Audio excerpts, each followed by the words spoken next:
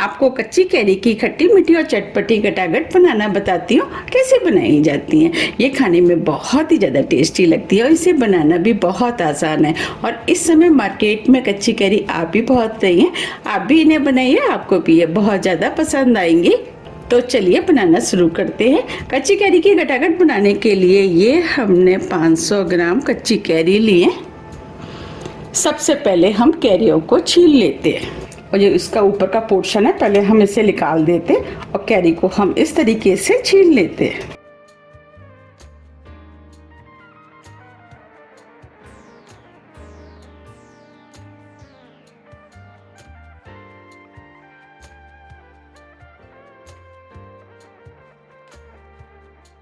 ये हमने कैरी को छील लिया है। अब जो हमने कैरी छीली थी उसे हम छोटे छोटे पीस में काट लेते हैं। हमने इस कैरी को छीलने से पहले धो लिया था।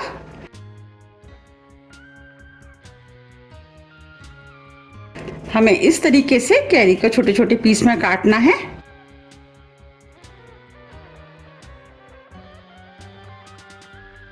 देखिए ये हमने कैरी को काट लिया है। अब ये बीज बचा है, इसे हम फेंक देंगे। इस तरीके से हम तीनों कैरियों को काट के तैयार कर लेते हैं। ये हमने तीनों कैरियों को काट लिया है। अब हम कैरियों को पीस लेते हैं। उसके लिए ये हमने मिक्सी का जार लिया है। जो हमने कैरी काटी थी वो हम मिक्सी के जार में डाल देते हैं। अब कैरियों के अंदर बिना पानी डाले मिक्सी को ऑन ऑफ करते हुए इन्हें हम महीन पीस लेते हैं। ये हमने कैरियों को बिना पानी डाले मिक्सी से महीन पीस लिया है। मैं आपको दिखा भी देती हूँ। देखिए हमें इस टाइप की पिसी हुई कैरी चाहिए। तो चलिए अब हम गटागट बना लेते हैं। उसके लिए 1 टीस्पून घी हम इस पैन में डाल देते। अब इसके अंदर 1 चुटकी हींग डाल देते। हींग डालने से फ्लेवर अच्छा आता है और हींग पेट के लिए भी बहुत ही ज्यादा फायदेमंद होती है। अब ये हींग भी भुन गई है। हमने जो कैरी पीसी थी वो हम इस पैन में डाल देते। अब कैरी को लगातार चलाते हुए स्लो मीडियम फ्लेम पर 2 से 3 मिनट करीब भून लेते हैं। भूनने से जो कैरी के अंदर कच्चापन होगा वो निकल जाएगा।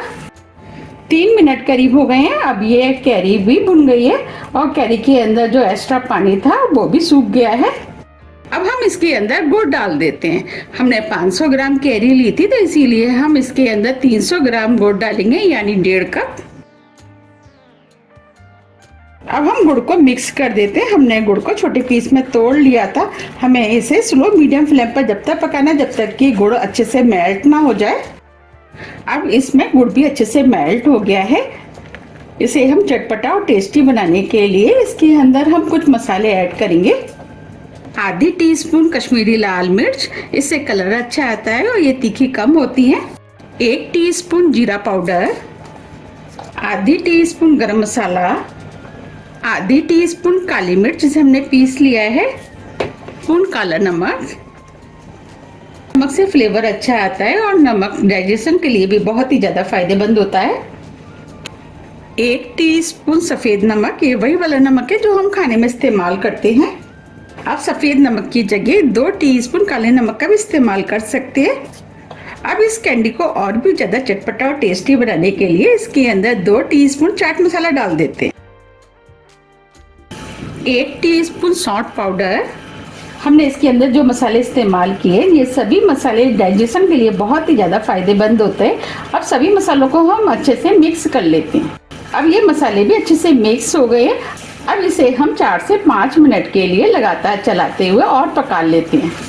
इसके अंदर मसालों की खुशबू बहुत अच्छी आ रही है और ये खाने में भी बहुत ही ज़्यादा टेस्टी लगती है और झटपट बन के भी तैयार हो जाती हैं। आपने आमले की गटागट तो बहुत खाई होगी, आप एक बार कच्ची कैरी की गटागट खा के देखिएगा, आपको भी ये बहुत ज़्यादा पसंद आएंगी। 4 मिनट करीब हो गए हैं।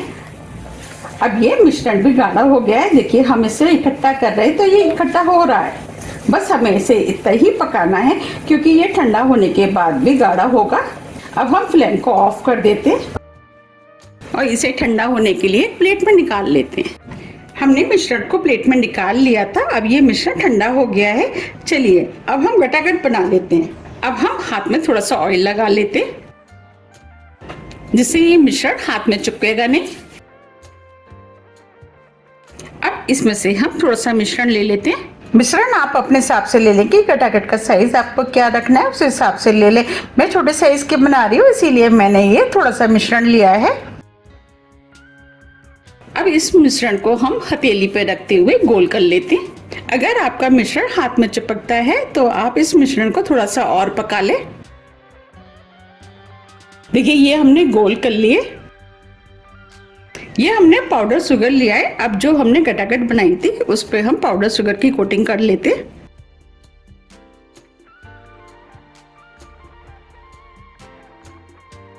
और इसे हम इस तरीके से एक सा कर देते हैं।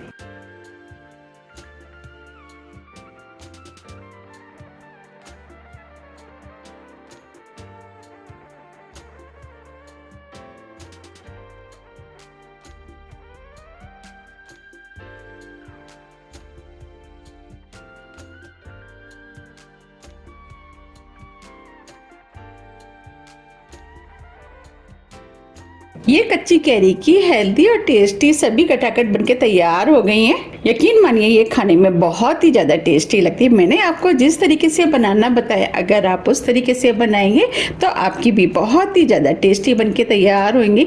आपने ये मार्केट की तो बहुत खाई होगी, एक बार आप मेरे तरीके से बना करके देखिए। यकीन मानिए आपको ये बहुत ज़्यादा पसंद आएंगी। आप इन्हें किसी भी एयरटाइट डिब्बे में भर करके महीनों के लिए रख सकते हैं और जब भी आपको खानी है आप निकाल करके खा सकते हैं। लेकिन इतने दिन चलती किसके घर है, क्योंकि बनती इतनी टेस्टी है। अगर आपको मेरी रेसिपी पसंद आ रही है तो आप रेसिपी को लाइक कर दीजिएगा और ज़्यादा से ज़्यादा शेयर भी कर दीजिएगा, जिससे कि मुझे पता लग सके कि आपको मेरी रेसिपियाँ पसंद आती है। तो अब हम फिर मिलते हैं इसी तरह की टेस्टी रेसिपी के साथ। जब तक के लिए नमस्कार।